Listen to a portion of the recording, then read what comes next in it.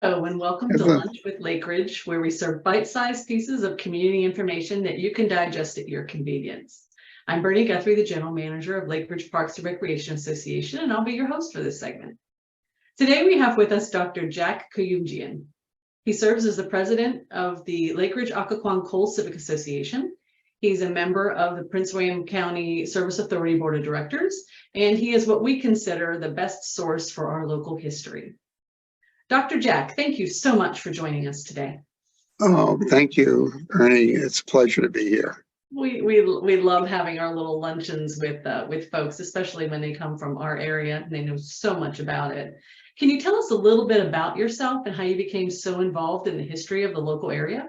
Well, I was was recruited by the US EPA back in 1974 to join that agency. I have a background, my degree is in environmental engineering, so I was recruited to be an environmental engineer at EPA, and I ended up working there 40 years in a variety of capacities. But my wife, Jerry, and I were drawn to the Lake Ridge area. We lived in Annandale, and we were looking for a place to raise our family that was a family-friendly environment, which the LRPRA is a family-friendly community, and we noticed the treescape and all those things that drew us to the area, and we ended up buying a townhouse.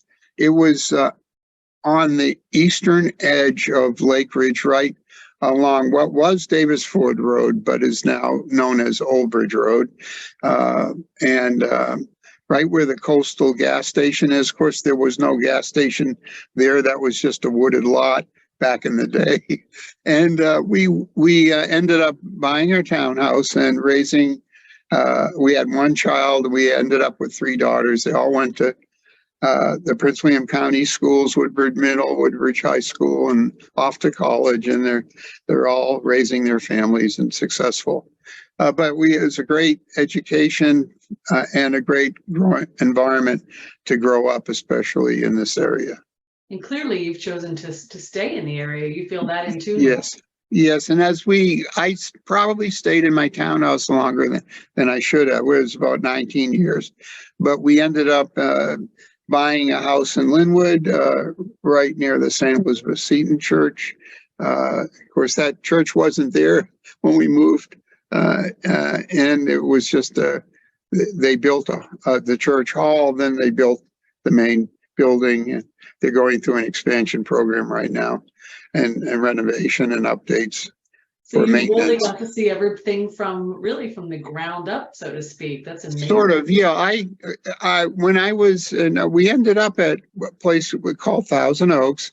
It was a very nice community of young professionals. I will say that a lot of us just loved the area. We had, in fact, back in the day, there was a farm where Westminster and River Ridge is now. Mm-hmm. There was a farm with horses, and some people boarded horses there. So we had kids riding horses on our street back in the 70s. We had a lot of fun. You know, this is part of our problem, the ambiance. We would end up with horses doing their thing, you know, and the smells wafting around. But it was part of growing up in a changing suburban community right there. Kids went to Rockledge Elementary School, Woodbridge Middle, Woodbridge High, and off to college. It really was an evolution of farmland to community. Yes. What are some significant events or milestones that have shaped the development of our area? I will say I need to share a story with you, because when the community was young, the homeowners that came in before me was a very diverse community. Of course, we have military bases in our area, you know, with Quantico, Belvoir, etc. And so some of those families that came in, some of the folks had military backgrounds.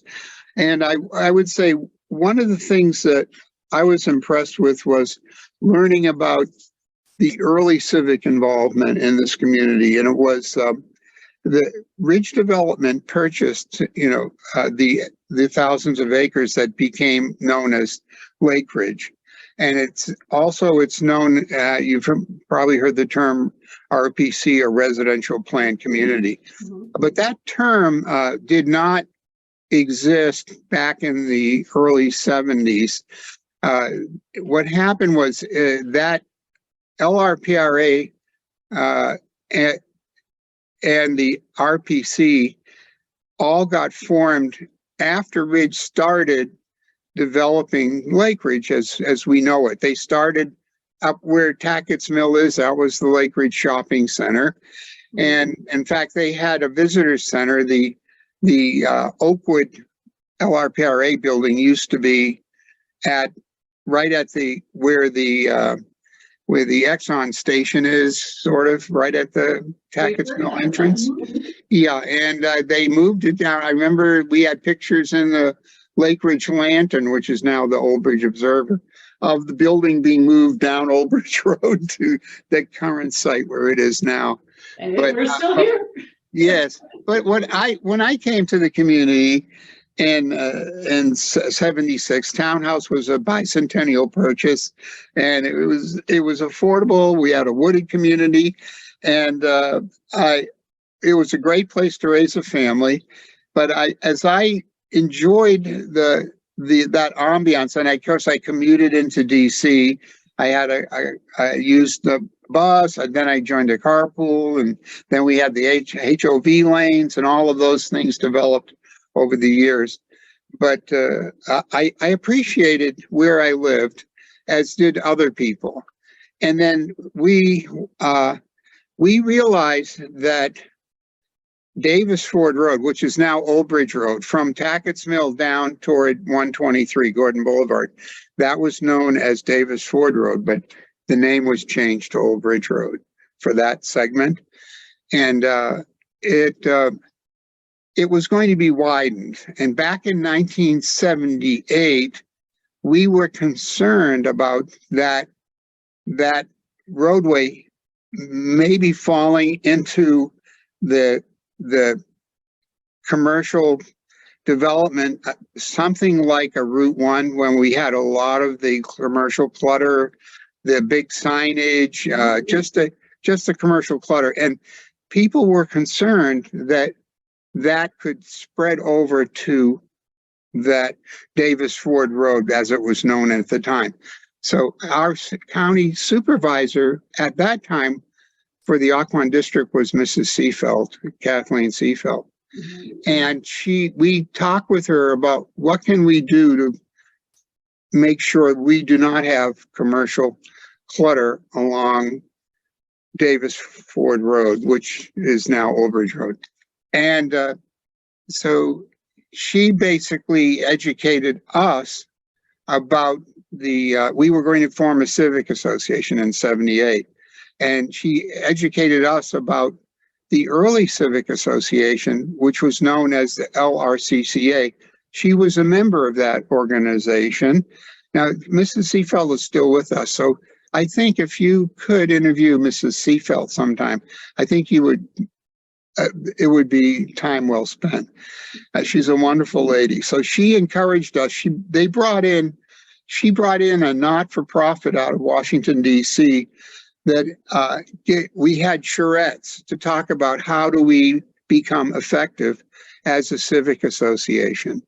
And it was an eye-opening experience because we learned, well, who should we communicate with in order to be effective with the decision makers, and then who are the decision makers? Are they the planning staff? Are they the planning commission? Are they the board of county supervisors? Who do we talk to about land use and planning to have to address all these problems, such as avoiding commercial clutter on what we saw on Davis Ford Road? So you worked to forge the future, really. Yeah, we were working toward the future. So I was amazed that this group that we had back in 1978 timeframe was composed of, we had a junior chamber of commerce very active back then. So a lot of the leadership came out of the Junior Chamber of Commerce. When we formed the Civic Association, Mrs. Seefeld advised us, hey, folks, you don't have to reinvent the wheel. There was a civic association originally that addressed community issues, and you should maybe look at that and adopt their bylaws and modify them as appropriately. Yeah. So we listened very carefully, and it was an amazing experience because we had, when you have an issue that people worry about, and we had good press coverage with the Potomac News, but we really missed the local news coverage that we used to have. And then I will say the Old Bridge Observer, Randy D. Reed, is a wonderful editor. She's very tuned in to us. And she also has the Bull Run Observer and other things too. But we have Jill Palermo with that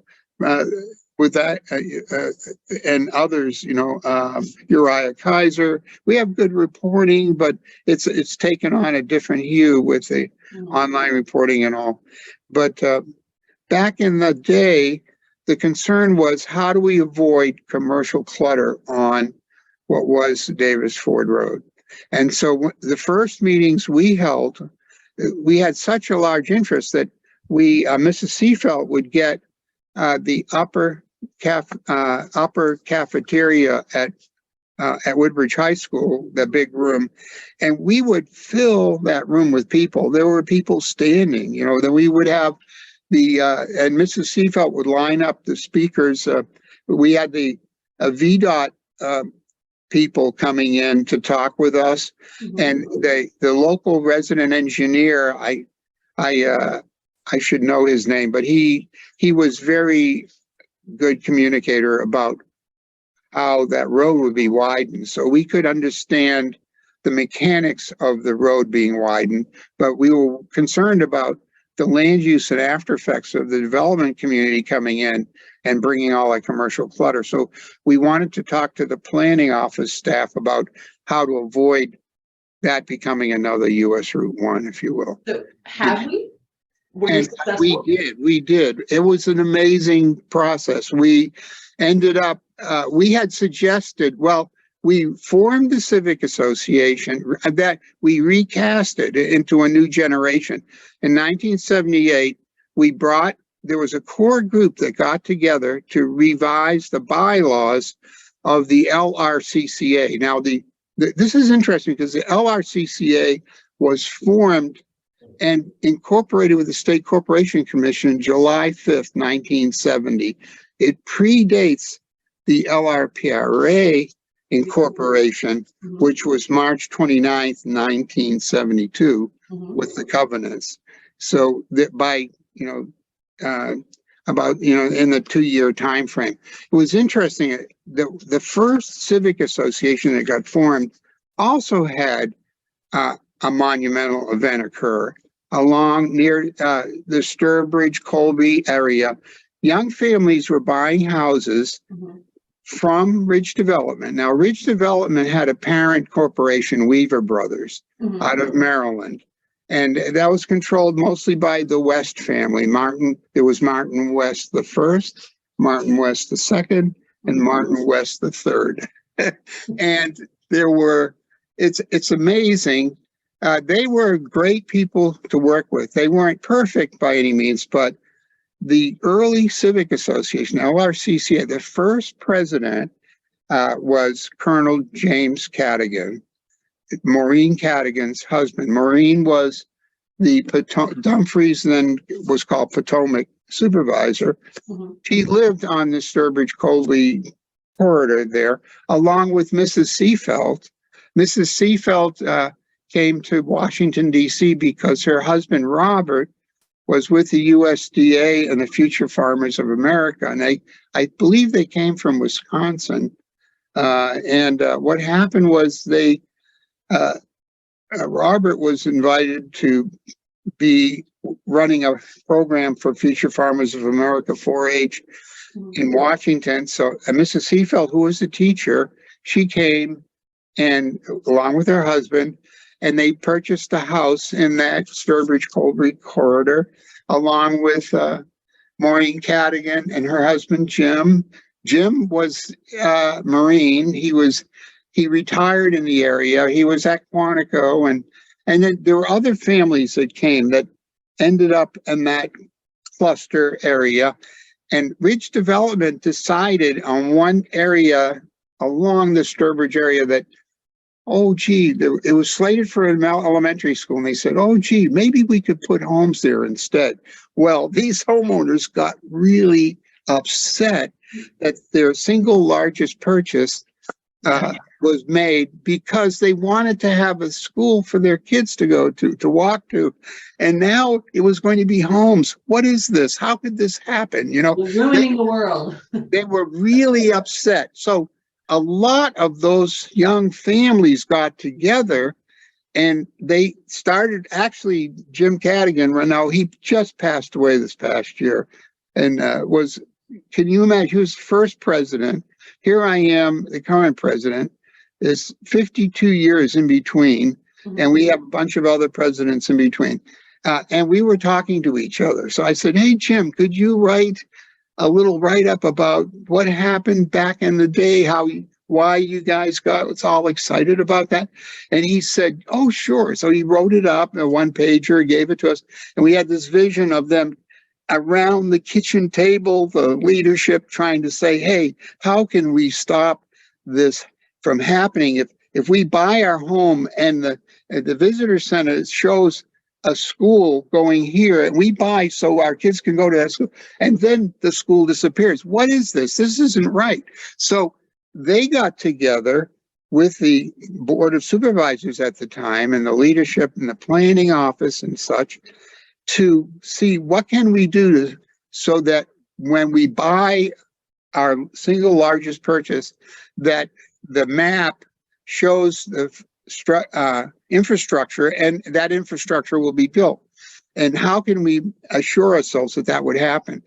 And they ended up, after all that energy inquiries, etc., of forcing the county to create the RPC, the Residential Plan Community designation, having the planning office recommend, they work with the planners, and they said, gee, if we have a blueprint such as a residential plan community, that blueprint should be filed with the county. It'll show the shopping centers, the roads, the schools, etc., the infrastructure, and that will be the blueprint that the developer will use. And so when Ridge Development started out, when they bought this old plantation land, they did not have an HOA as part of their founding documents. They did not. They were building individual homes, kind of they had a vision of what they wanted, but the Civic Association forced them to create a residential plan community map showing the infrastructure. So like the Lake Ridge Shopping Center at Hedges Run, was on the RPC. The Dillingham Shopping Center was not, because that was on the outer boundaries of the RPC at the time. The Who's Run boat landing ended up becoming part of the RPC. We did not have the Lake Ridge Park back then in the RPC. It was shown as homes. So when the RPC was approved, there were homes approved where the Lake Ridge Park is. Okay, so the LRPRA was formed in the founding documents of the RPC. It was created 2 years after the LRCCA was created. And so the LRCCA took on the job of the HOA. I have, Mrs. Seafelt was cleaning her house. She gave me some files of the old newsletters. They had a mimeograph machine. Now, we gave it away to a collector who took it to Richmond, the mimeograph machine, but they would run off these newsletters. You know, they would have HOA like things, you know, like the LRPRA has. And now that's on the mimeographing, the Oswald process. So if you expose it to sunlight, it'll fade. But Yeah. I have it, it's covered over right now, but we have these amazing newsletters that show the activity of the HOA, the predecessor to LRPRA. You know, they were fundraising they said, oh, we need a firehouse at Hedges Run. Let's have a hop, you know, a dance. You know, the ladies they had their prom dresses. We have photo albums of them in their prom. They were raising money by having hops, bake sales, whatever. You know, we ended up, that original civic association raised money. It was put into their treasury account. And then when we reincorporated the LRCCA into LOCA with one C, was Lake Ridge Occoquan Civic Association. But then it became the Lake Ridge Occoquan Coles Civic Association later. But there's a lot of history there. We don't have enough time to give all of that. No, and I would try have a chance to ask you just a couple of questions. But it's there was a transformation. So our group formed the LOCA with one C. And the incorporating papers that were filed with the State Corporation Commission, the original papers, the LRCCA papers, had the organization as defined by the Occoquan Magisterial District at that time in 1970. In 1970, the Occoquan Magisterial District included the western side of US Route 1. So US Route 1 and going all the way up to where the Mazda dealership is and Opitz Boulevard, all of that was part of the Occoquan Magisterial District. Amazing. Yeah. Back in 1970. So, and there's a lot of history there. So we, and of course we had sanitary districts who had the Occoquan, Woodbridge, Lorton sanitary district. And such, you know, the Service Authority got formed in 1983, and the board vision for that was tremendous. And there's a whole thing we can talk about the water supply and protecting the Occoquan. But we can do that another time. But the original Civic Association had vision to force the RPC to be created. That then was used to have the Dale City RPC. The Hilton family used that, and then also Montclair RPC. And then the thing is, the original leadership of the LRCCA ended up, like Mrs. Cadigan, her husband Jim was the first president. Well, Mrs. Cadigan got active too. She was involved, and she ended up becoming a supervisor for Dumfries Magisterial District, which became the Potomac District. And Andrea Bailey is the current supervisor there. But so Mrs. Cadigan had a deep fondness for the LOCA folks and the LRCCA. So anytime we came to the hearings, she really tuned into us, as did Mrs. Seafeld. Now, Mrs. Seafeld, she was active. She came to this area because her husband, Bob, was active in 4-H, and she was an educator. Well, there was a schools committee formed in the first LRCCA, and Mrs. Seafeld said she didn't want to be chairman of that, but she would be co-chair. So she and her husband, Bob, co-chaired that schools committee, you know, and they were very active in schools issues. And then Mrs. Seafeld became the Occoquan Magisterial District Supervisor. You know, that leadership evolved. Dave Rutherford, who was Dave passed away this past year ago, and he was a vice president of the LRCCA, and I served with him on the Service Authority board. So we would have he would share a lot of stories. And by the way, when he was cleaning his house, he moved to Florida, and unfortunately, he passed away in Florida, but he was also a car collector. He had antique cars and all that. But he gave me some old newsletters about, he said, oh, gee, when we had meetings, sometimes you would have 600 people there. So I said, yeah, but how do you get something done with 600 people? He said, yeah, I know. We'd have to get to a small group to make decisions, and then we communicate with the big group. But there's a lot of stories there. I know we don't have time for all of that. But there's so many.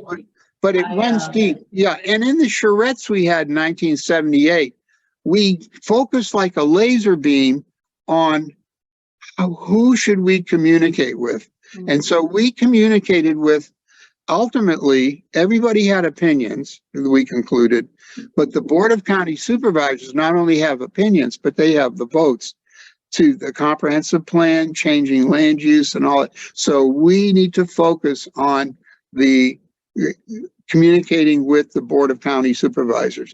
So what happened was the committee that rewrote the bylaws, they were amazing.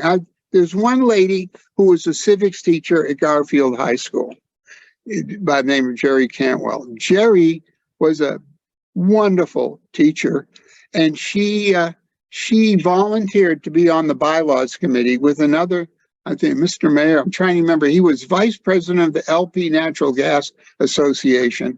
Forgive me for not remembering his name. I'd have to go look, but I could get it. But he and Jerry Cantwell and a few others were on the bylaws committee. Now they, after all the community charrettes that Mrs. Seafelt helped sponsor, she brought in a group, a foundation from Washington, D.C. to help us have these charrettes. And it was who are the decision makers? How do you focus on change? How do you focus on being effective? And now this is, so now the LRPRA had been formed, and we were then re-energizing it and refocusing the vision now of the second generation, what was LOCA with 1C community, on trying to avoid commercial clutter on Davis Ford Road, which is now known as Oak Ridge Road. So we came up with a lot of ideas, but one of the ideas was we suggested an HCOD, Highway Corridor Overlay District.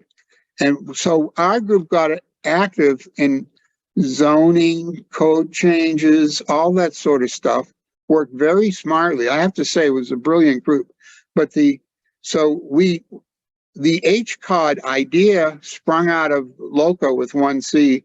We worked on it for 9 years before it became adopted by the Board of County Supervisors. We said, well, let's use the HCOD concepts in our mind. Every time we meet with a developer, we will communicate with the developer about incorporating modest signage, shared commercial entrances, and upgraded architecture to avoid the commercial clutter we see on Route 1. So we did that in our own view. But the PELT committee was formed from the bylaws committee that in the 1978 group. I had nothing to do with the bylaws change or creation of the PELT committee. It was the bylaws committee that did it. And then I would go to all those meetings, and at the time, here I was living in Thousand Oaks, and someone said, oh, Jack would be a good one to be a PELT chairman.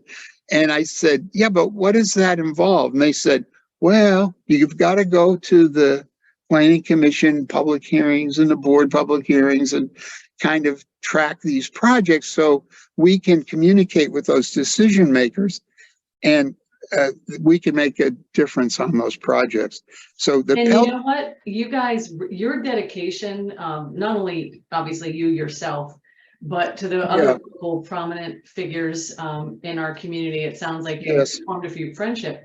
You really did make a big difference in, in what Lake Ridge, is today. I mean, it is amazing. Yeah, we stage. Yeah, we built. There was a mutual trust there. Now, for instance, Ken Thompson, Tony Sala, we would have arguments with them. I mean, God bless both of them. I know that Ken passed away. He had, in his latter years, he had dementia. But at the time of his being so vigorous and engaged with us, he had rapport with Mrs. Seafeld. Now, Mrs. Seafeld grew out of that LRCCA framework, as did Mrs. Cadigan. So when we went to the Board of County Supervisors, there's the two of them up there on the dais. And we come in, you know, I was Pelt Committee Chairman for, from 78 to about 91. And then the fellow that came after me, Tom Burrell, he was a West Point graduate, a colonel in the Army, amazing gentleman.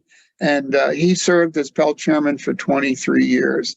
And Wow. he was very organized. He's retired now, North Carolina, but I have his direct dial. We still keep in touch. He calls me, I call him, we send emails. And we help other civic groups to deal with development issues. We've now, the current Pelt Chairman is Dr. Tony Bennett, and because of COVID, we've kind of gone to the virtual Zoom format right now. We have meetings every month, except for the month of August. When the board takes a break, we take a break. Although I have to say, if we have an emergency time sensitive thing, we will meet and figure things out when we're on break. Right. The other break we take is we try to leave Thanksgiving, Hanukkah, Christmas, Kwanzaa, New Year's alone for family time. And so we take a break we usually meet the week before Thanksgiving with the Pelt Committee, and then we don't meet till usually the last Thursday in January. Great. Well, speaking of breaks, we are unfortunately out of time for our segment today. I very much appreciate you spending time and telling us about all of the dedicated people and the effort and the thought and the care that went into planning our community. Yes. Oh, thank you, Bernie. Thank you so much, Dr. Jack, for taking time to share those nuggets of information with us today. We look forward to having more informational talks with you soon. Yes, thank you. Everybody, as Helen Keller once said, alone we can do so little, together we can do so much. So thank you for spending time with us, Lake Ridge. We'll see you on the next episode.